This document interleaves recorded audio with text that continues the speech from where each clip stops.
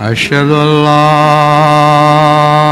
إله إلا الله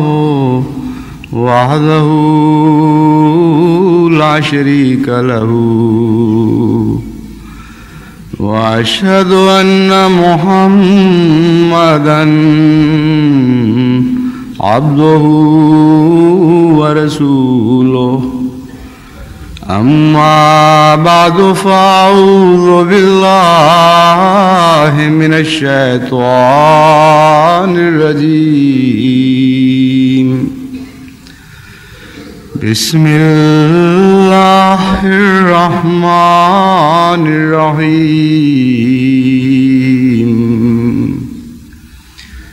الحمد لله رب العالمين الرحمن الرحيم مالك يوم الدين إياك نعبد وإياك نستعين اهدنا الصراط المستقيم صراط الذين أنعمت عليهم غير المغضوب عليهم ولا الضالين.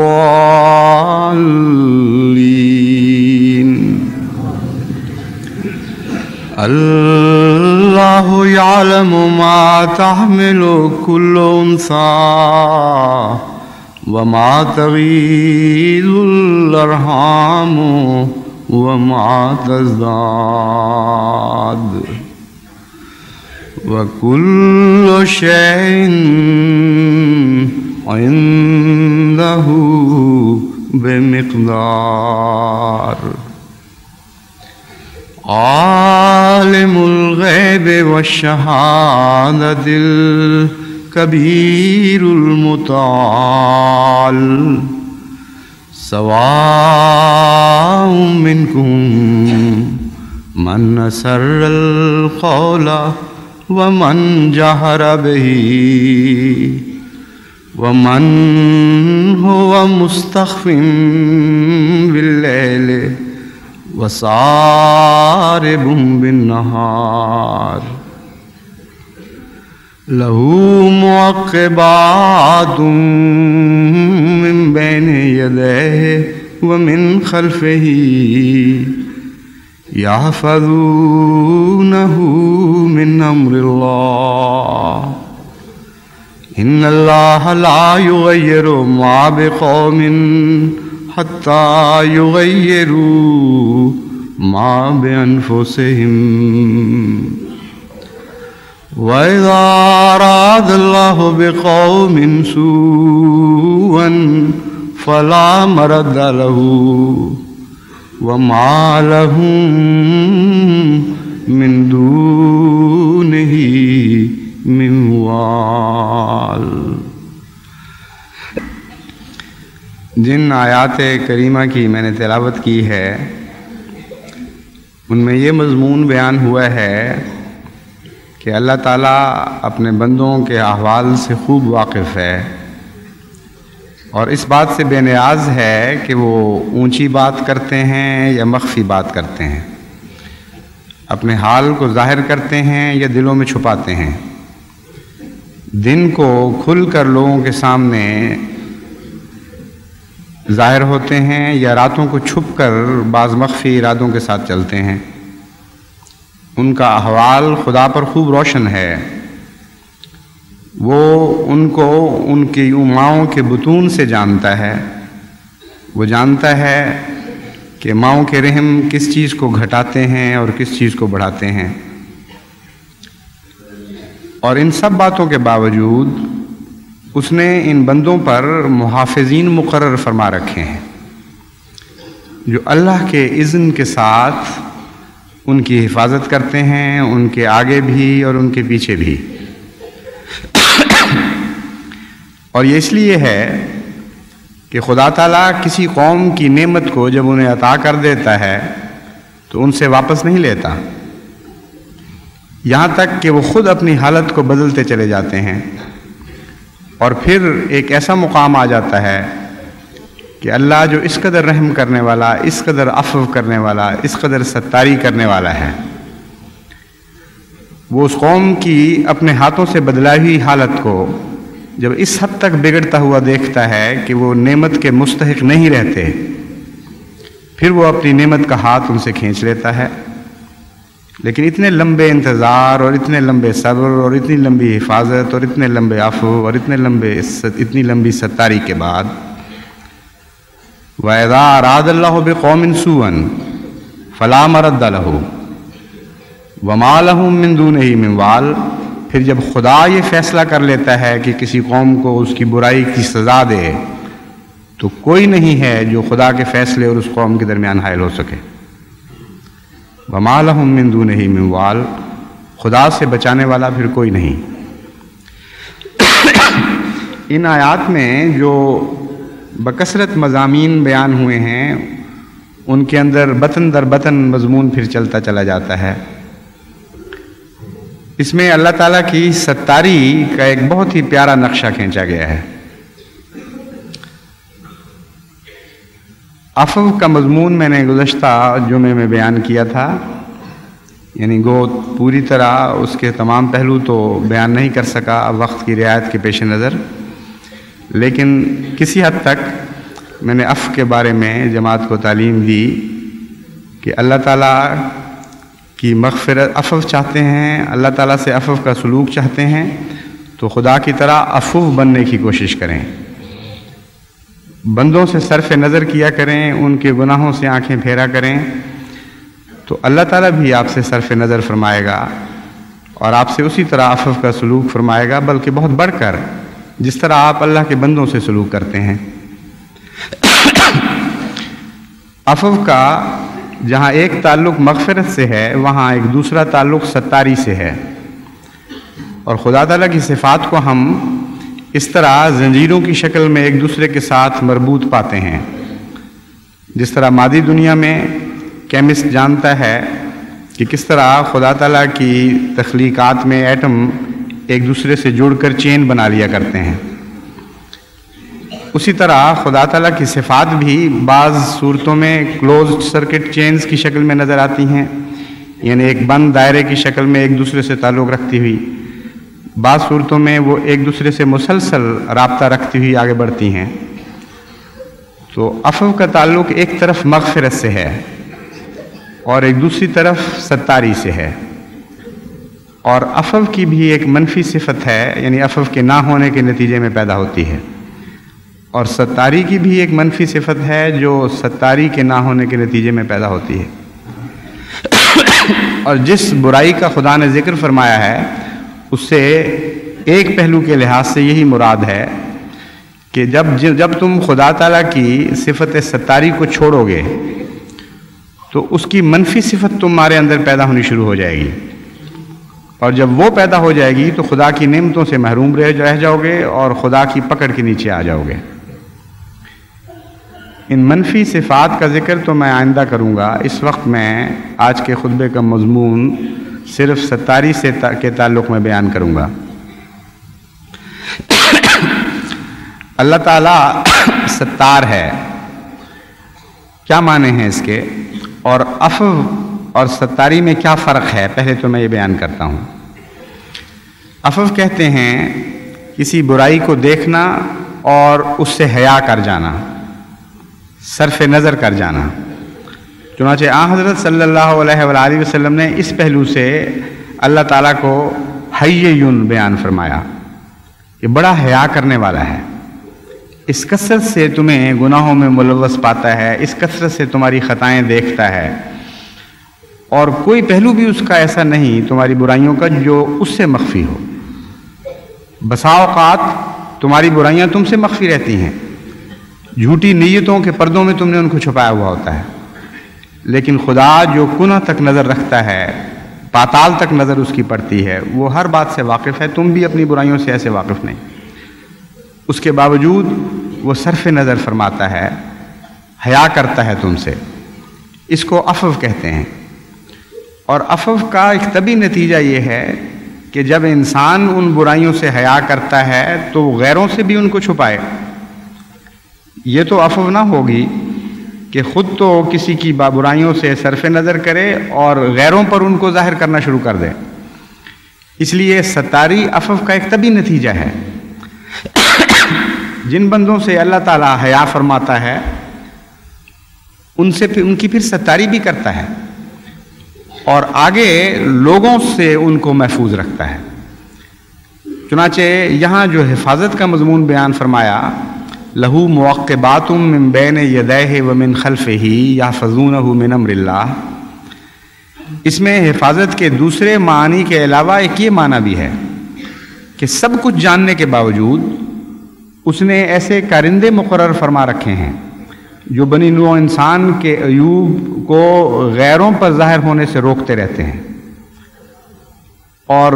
بالارادہ ملائکہ بھی اس بات پر مقرر ہیں اور قانون قدرت بھی اس بات پر مقرر ہے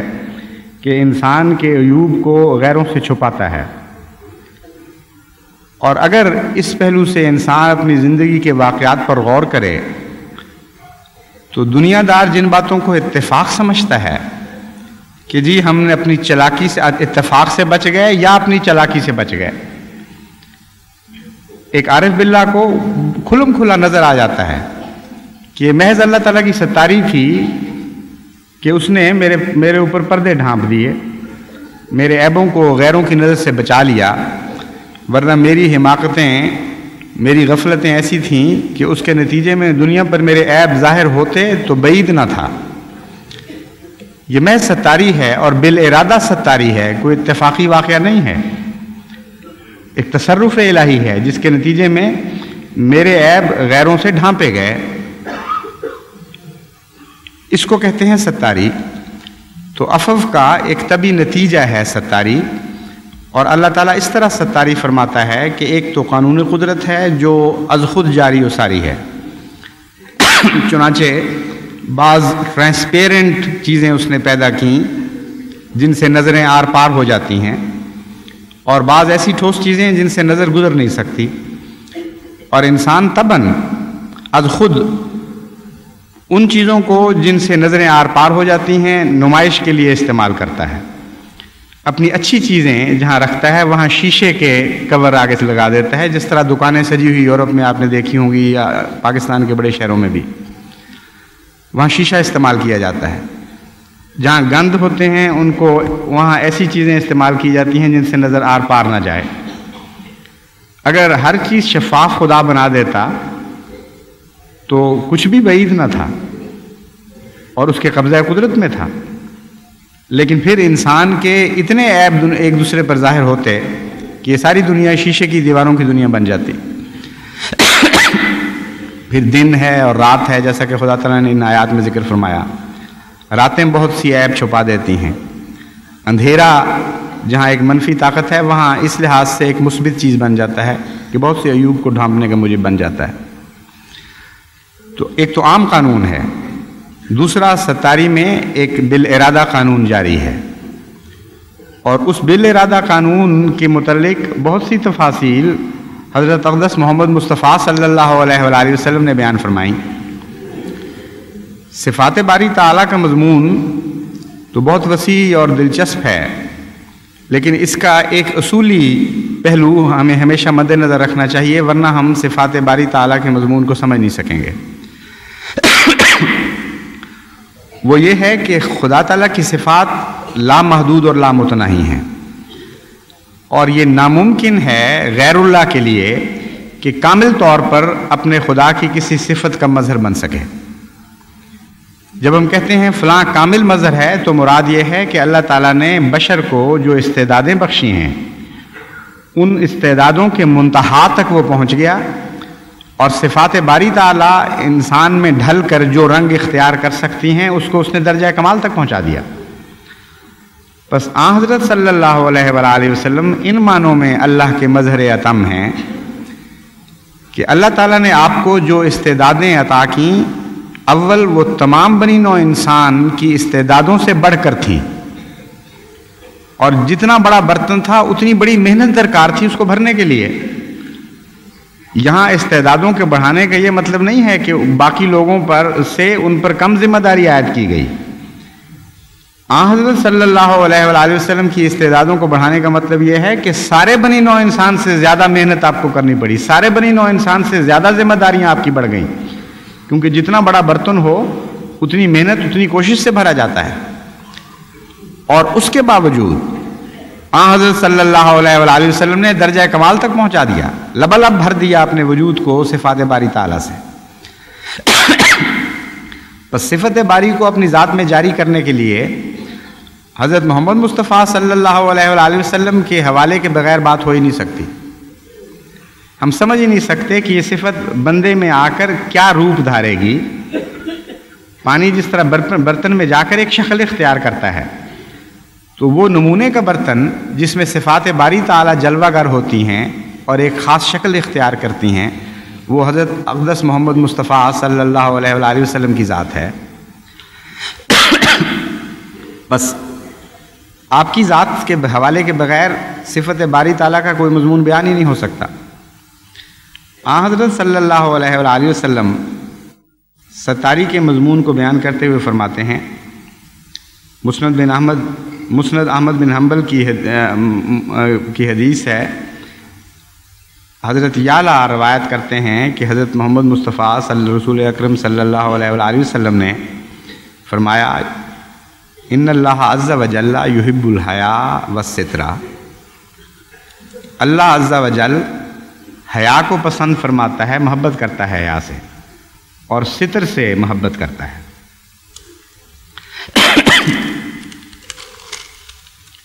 پھر حضور اکرم صلی اللہ علیہ وآلہ وسلم کے متعلق سنن ابی داؤد میں حضرت معاویہ روایت کرتے ہیں کہ میں نے حضرت صلی اللہ علیہ وآلہ وسلم کو یہ فرماتے ہوئے سنا کہ اگر تو لوگوں کی کمزوریوں کے پیچھے پڑے گا تو تو انہیں بگاڑ دے گا یا ان میں بگاڑ کی راہ پیدا کر دے گا. اس لیے عفو سے ہی کام نہ لے بلکہ ستاری سے کام لے. ان کی کمزوریوں کو ہوا نہ دے بلکہ ان کمزوریوں پر پردہ ڈھانپ.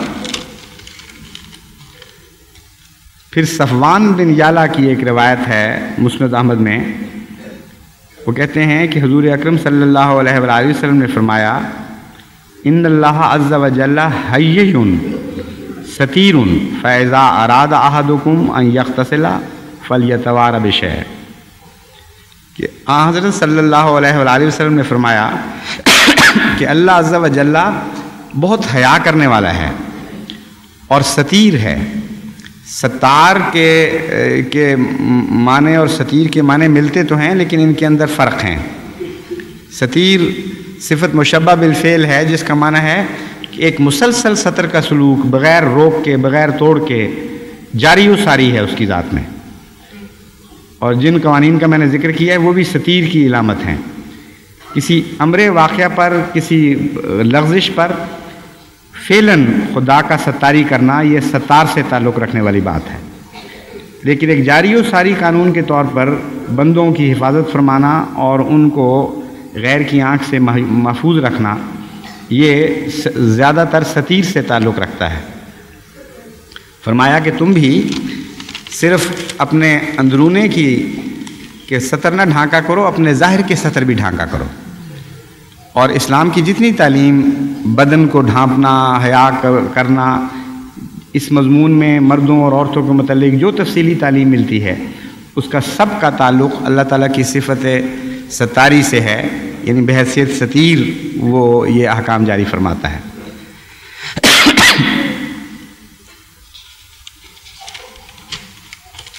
حضرت ابن مسعود بیان کرتے ہیں کہ ایک شخص کو چوری کے الزام میں حضرت صلی اللہ علیہ وآلہ وسلم کے سامنے پیش کیا گیا تاکہ آپ اس کے ہاتھ کو کاٹنے کا حکم صادر فرمائیں. حضور کا چہرہ یہ حالات دیکھ کر متغیر ہو گیا. مسلمانوں نے عرض کیا کہ یا رسول اللہ، کیا آپ کو اس کام میں کچھ کراہت آ رہی ہے؟ آپ نے فرمایا، کیوں نہ آئے، میں اپنے بھائیوں کی دشمنی میں شیطان کا مددگار نہیں ہونا چاہتا. اگر تم چاہتے ہو کہ اللہ تعالیٰ تمہارے گناہ معاف کر دے اور بخش دے تو تم کو چاہیے کہ لوگوں کے گناہوں کو چھپاؤ، کیونکہ جب تم سلطان کے پاس جاؤ گے تو حد جاری کرنا اس پر ضروری ہو جائے گا۔ بہت ہی پرحکمت تعلیم ہے۔ ستاری کہاں کی جا سکتی ہے، کہاں نہیں کی جا سکتی، کہاں عفو پر ہاتھ کھلے ہیں، کہاں بند جاتے ہیں۔ اور جماعت کو خاص طور پر اس حدیث کے مضمون پر غور کرنا چاہیے۔ اگر کوئی برائی دیکھتا ہے تو یہ ایک غلط فہمی ہے کہ اس برائی کو لازماً شکایت کر کے سزا دلوانی چاہیے۔ یہ فرض نہیں ہے آپ کا۔ حضرت صلی اللہ علیہ وآلہ وسلم نے ناپسند فرمایا اس بات کو، لیکن کن برائیوں میں شکایت کرنی چاہیے، کن میں نہیں کرنی چاہیے، یہ الگ مضمون ہے۔ نہ کرنے والی باتیں جہاں تک ہم نے معلوم کی حدیث سے اور اسوہ سے، وہ ہیں جہاں ذاتی قصور ہے کسی انسان کا، انفرادی قصور ہے، اور جہاں نظام جماعت یا نظام اسلام کے خلاف کوئی شرارت ہے، وہاں ایک مرتبہ بھی حضرت صلی اللہ علیہ وآلہ وسلم نے بات پہنچانے سے منع نہیں فرمایا، بلکہ ان باتوں کو اس طرح سنتے تھے غور سے اور توجہ سے کہ غیر قرآن کریم بیان فرماتا ہے تانا دیا کرتے تھے کہ وہ اذن ہے، وہ تو مجسم کان ہے شکایتیں سننے کے لیے۔ فرمایا اذن خیر لکم، ہے تو مجسم اذن تمہارے جس طرح تم کہہ رہے لیکن ان معنوں میں نہیں، خیر کے لیے اذن ہے۔ وہ باتیں غور سے سنتا ہے جن سے قومی بھلائیوں کا تعلق ہے، اور جن سے قومی بھلائیوں کا تعلق نہیں ان سے صرف نظر کرتا ہے اور ہرگز ان کو نہیں سنتا۔ تو حضرت صلی اللہ علیہ وآلہ وسلم کا اسوہ اس میں ایک تفریق فرما رہا ہے۔ جہاں قومی نقصان کے خطرے ہوں وہاں ہر مومن کا فرض ہے کہ بات کو متعلقہ نظام تک پہنچائے۔ جہاں انفرادی غلطیاں ہوں وہاں حضرت صلی اللہ علیہ وآلہ وسلم کی تعلیم یہ ہے کہ ان سے صرف نظر بھی کرو اور ان کو ان لوگوں تک پہنچانے سے حیا کرو کہ جن تک اگر پہنچ گئی تو ان کا فرض ہو جائے گا کہ وہ سزا دیں، ان کے ہاتھ بن جاتے ہیں۔ وہاں وہ نظام کے نمائندہ ہوتے ہیں، نظام کو جاری کرنا خدا نے ان کی ذمہ داری ڈالی ہوتی ہے، جب ان تک بات پہنچ جائے تو پھر وہ مجبور ہو جاتے ہیں۔ یہ ان لوگوں کا بھی جواب ہے جو بعض دفعہ جب میں تعلیم دیتا ہوں عفو کی اور مغفرت کی اور ایسی باتوں کی تو بعض لوگ پھر لکھتے ہیں کہ جناب ہمیں تو آپ نے پکڑ لیا فلاں بات پہ، ہم سے تو عفو کا سلوک نہیں کیا، ہم سے تو مغفرت نہیں کی گئی۔ انہی باتوں پہ پکڑا جاتا ہے جن میں انسان مجبور اور بے اختیار ہو جاتا ہے، اور سیرت محمد مصطفیٰ صلی اللہ علیہ وآلہ وسلم کے تابع دکھ کے ساتھ پکڑا جاتا ہے، تکلیف محسوس کر کے پکڑا جاتا ہے، خوشی کے ساتھ نہیں پکڑا جاتا۔ چنانچہ حضور کی یہ حالت جو تھی اس قدر حضرت صلی اللہ علیہ وآلہ وسلم کو دکھ پہنچا کہ مجھے مجبور کیا جا رہا ہے ایک مومن بھائی کے ہاتھ کاٹنے پر، کہ آپ کا چہرہ متغیر ہو گیا۔ صحابہ نے وہ دکھ دیکھ لیا اور پوچھا تو آپ نے فرمایا کہ کیوں تم مجھے مجبور کر دیا، کیونکہ میری حالت یہ ہے کہ میں نظام کو نافذ کرنے پر مامور کیا گیا ہوں، اگر مجھ تک تم بات پہنچا دو گے تو پھر میں بے اختیار ہو جاتا ہوں، اس لیے تمہیں اختیار تھا کہ تم یہ بات نہ پہنچاتے۔ اس کو کہتے ہیں ستاری، اور کس طرح کھول کھول کر حضرت اقدس محمد مصطفیٰ صلی اللہ علیہ وآلہ وسلم باتیں بیان فرماتے ہیں۔ حیرت انگیز رسول ہیں،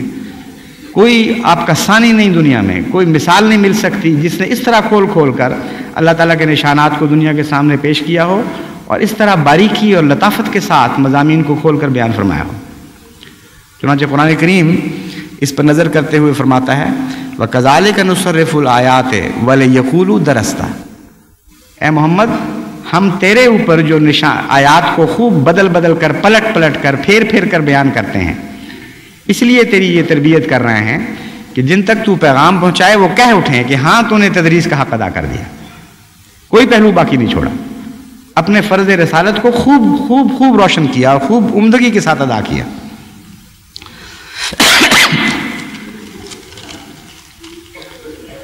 حضور صلی اللہ علیہ وآلہ وسلم سے متعلق ابن عباس بیان کرتے ہیں، اور یہ سنن ابن ماجہ کی حدیث ہے فرمایا من ستر عورت اخیہ المسلم ستر اللہ عورتہ یوم القیامہ ومن کشف عورت اخیہ المسلم کشف اللہ عورتہ حتی یفضحہ بہا فی بیتہ، کہ جس نے اپنے مسلمان بھائی کی پردہ دری کی، یعنی ستاری سے کام نہ لیا، اللہ اس کی پردہ دری قیامت کے دن فرمائے گا،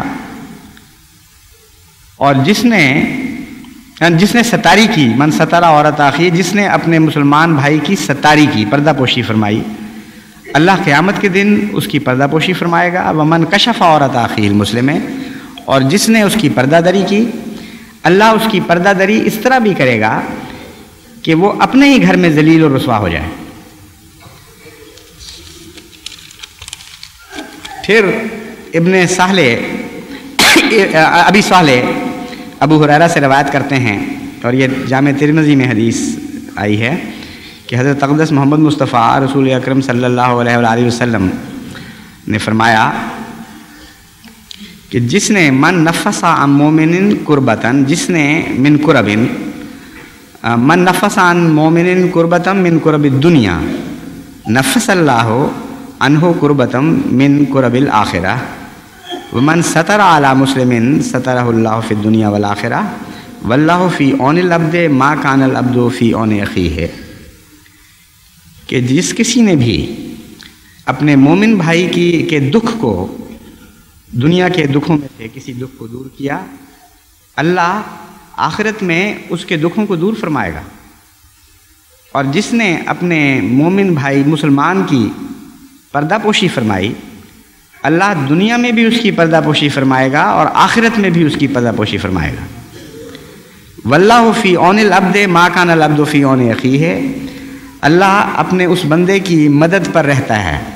جب تک وہ اپنے بھائی کی مدد پر تیار کھڑا رہتا ہے۔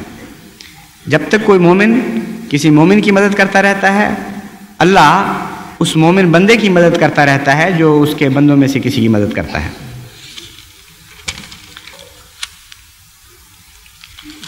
ایک بہت ہی پیاری حدیث اس مضمون میں یہ ہے، ویسے تو ساری حدیثیں پیاری ہیں لیکن پیاری چیزوں میں سے بعض ذرا زیادہ پیاری لگتی ہیں، اور جس صحابی نے یہ روایت کی ہے، جس صحابی سے یہ روایت ہے، اس نے بھی خاص انداز سے اس کو پوچھا ہے۔ ان صفوان ابن محرز ان رجلا سأل ابن عمر کیف سمعت رسول اللہ صلی اللہ علیہ وسلم یقول فی النجوى، کہ حضرت کہ صفوان بن محرز بیان کے متعلق روایت آتی ہے، یا ان سے روایت ہے کہ انہوں نے دیکھا ایک شخص کو جو حضرت ابن عمر سے سوال کر رہا تھا، اور اس نے سوال یہ کیا کہ وہ ذرا مخفی سر والی بات کے متعلق تو روایت بیان کریں، وہ کیا بات تھی کہ جس میں سرگوشی کے لہجے میں کوئی بات ہوئی تھی، کوئی ذکر ملتا ہے، وہ ہمیں بھی سنا دیں۔ تو اس پر حضرت ابن عمر نے بیان کیا کہ حضرت صلی اللہ علیہ وآلہ وسلم نے راز اور سرگوشی کے انداز میں فرمایا کہ تم سے کوئی اپنے رب کے قریب ہوگا قیامت کے دن، یہاں تک کہ وہ اپنا سایہ رحمت اس پر ڈالے گا، پھر فرمائے گا تو نے فلاں فلاں کام کیا تھا، وہ کہے گا ہاں میرے رب، پھر کہے گا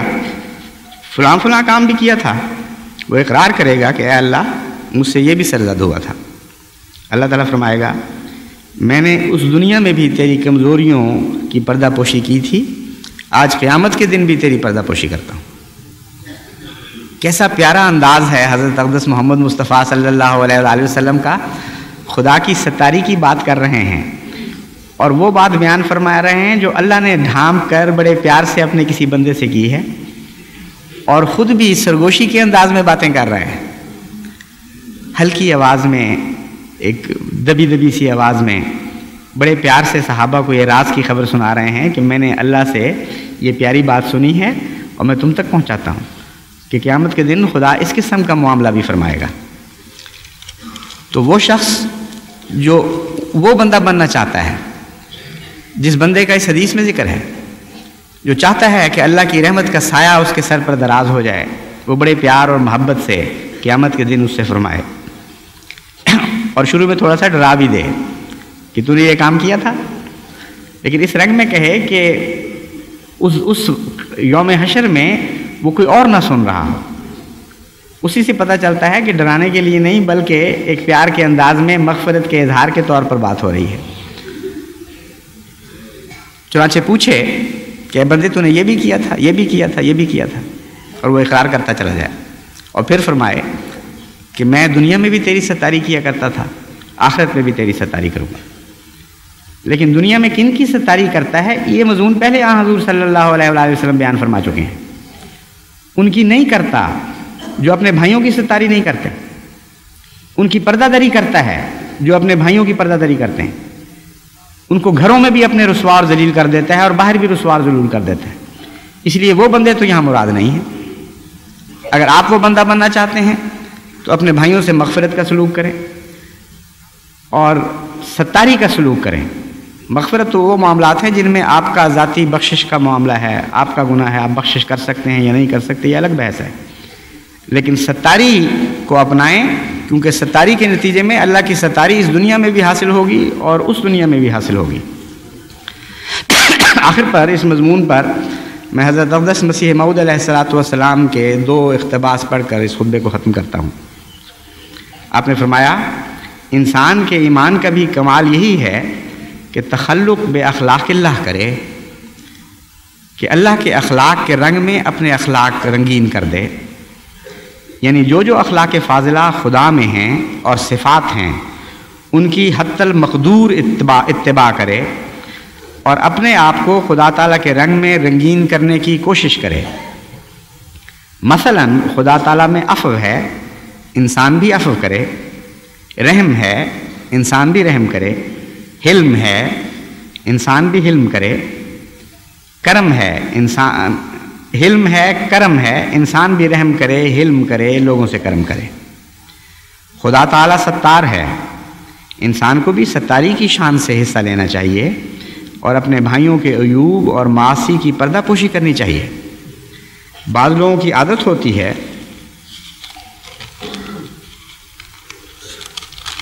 اور ایسے بہت سے لوگ ہیں، خوب سن لیں کان کھول کر، حضرت مسیح موعود علیہ السلام فرماتے ہیں بعض لوگوں کی عادت ہوتی ہے کہ جب کسی کی کوئی بدی یا نقص دیکھتے ہیں، جب تک اس کی اچھی طرح سے تشہیر نہ کر لیں ان کو کھانا ہضم نہیں ہوتا۔ حدیث میں آیا ہے جو اپنے بھائی کے عیب چھپاتا ہے خدا تعالیٰ اس کی پردہ پوشی کرتا ہے۔ پھر حضرت اقدس صلی اللہ علیہ وسلم فرماتے ہیں توبہ میں ایک مخفی عہد بھی ہوتا ہے کہ فلاں گناہ میں کرتا تھا، اب آئندہ وہ گناہ نہیں کروں گا۔ اصل میں انسان کی خدا تعالیٰ پردہ پوشی کرتا ہے کیونکہ وہ ستار ہے۔ بہت سے لوگوں کو خدا تعالیٰ کی ستاری نے ہی نیک بنا رکھا ہے، ورنہ اگر خدا تعالیٰ ستاری نہ فرمائے تو پتہ لگ جاوے کہ انسان میں کیا کیا گند پوشیدہ ہیں۔ پھر فرمایا خدا تعالیٰ فرماتا ہے کہ تم گمراہ ہو پر جسے میں ہدایت دوں، تم سب اندھے ہو مگر وہ جس کو میں نور بخشوں، تم سب مردے ہو مگر وہی زندہ ہے جس کو میں روحانی زندگی کا شربت پلاؤں۔ انسان کو خدا تعالیٰ کی ستاری ڈھانکے رکھتی ہے، ورنہ اگر لوگوں کی اندرونی حالت اور باطن دنیا کے سامنے کر دیے جائیں تو قریب ہے کہ بعض کے قریب تک بھی جانا پسند نہ کریں۔ خدا تعالیٰ بڑا ستار ہے، انسانوں کے عیوب پر ہر ایک کو اطلاع نہیں دیتا، بس انسان کو چاہیے کہ نیکی میں کوشش کرے اور ہر وقت دعا میں لگا رہے۔ بس پیشتر اس کے کہ عفو اور ستاری سے ہماری بے اعتنائی اور بے پرواہی ہمیں اس مقام تک پہنچا دے جس مقام کے متعلق اللہ تعالیٰ کا یہ فیصلہ ہے کہ وَإِذَا أَرَادَ اللَّهُ بِقَوْمٍ سُوءًا فَلَا مَرَدَّ لَهُ وَمَا لَهُم مِّن دُونِهِ مِن وَالٍ، کہ اللہ تعالیٰ جب فیصلہ یہ کر لیتا ہے کہ کسی قوم نے میری حسنات کو چھوڑ دیا اور برائیوں نے ان کے اندر راہ پالی اور اس مقام تک پہنچ گئی ہیں کہ اب نعمت میں ان سے کھینچ لوں، پھر جب خدا سزا دینے کا فیصلہ کرتا ہے تو اس سزا سے دنیا میں کوئی کسی کو بچا نہیں سکتا۔ تو ہم نے تو ساری دنیا کو اس سزا سے بچانا ہے، اس لیے بہت کوشش کریں اور بہت محنت کریں۔ یہ چیزیں ایسی نہیں ہیں جو تکلیف دینے والی ہوں، یہ دونوں صفات ایسی ہیں جو لطف دینے والی ہیں۔ کتنا نادان ہے وہ شخص جو ان لطفوں سے بھی محروم رہے اور اللہ کی رحمت سے بھی محروم ہو جائے۔ پتہ نہیں کس نادان نے کسی کو کیا یہ سمجھا دیا ہے کہ پردہ دری میں مزہ ہے۔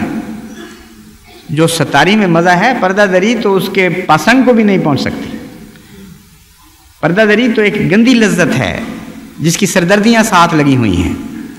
فساد ہے معاشرے کا، دکھ پھیلانے والی بات ہے، آپ ملوث کرنے والی بات ہے اپنے آپ کو دکھوں میں، اور پردہ دری کرنے والے کے خلاف پھر اور بھی لوگ پڑ جاتے ہیں۔ خام خواہ کے جھنجٹ ہیں مصیبت کے، جس کا نام جاہلوں نے لذت رکھ لیا ہے۔ جو ستاری کا مزہ ہے وہ بالکل اور مزہ ہے۔ ایسی عظیم روحانی لذتیں ہیں ستاری میں کہ عام انسان ان کا تصور بھی نہیں کر سکتا۔ یہ روح میں لذت داخل ہوتی ہے اور اس کا جز بن جاتی ہے، روح کو ایک عظمت عطا کرتی ہے، ایک بلند مقام عطا کرتی ہے، کردار کی تعمیر کرتی ہے۔ خدا کرے کہ جماعت احمدیہ عفو اور ستاری میں درجہ کمال تک پہنچ جائے۔ ساری جماعت کا ہر فرد، جماعت کے بوڑھے، جماعت کے بچے، جماعت کے مرد، جماعت کی عورتیں خدا تعالیٰ کی عفو اور ستاری کی صفات کو اس طرح اپنا لیں کہ اس دنیا میں خدا کے مظہر یہ بن جائیں اور تمام دنیا ان صفات سے فیض پانے والی بنے۔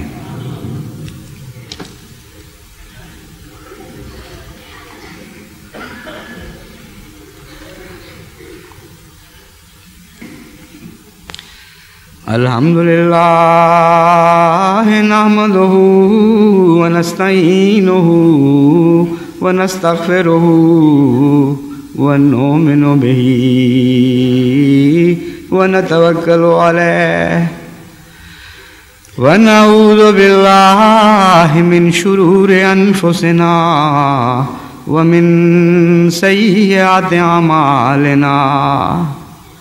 من يهده الله فلا مضل له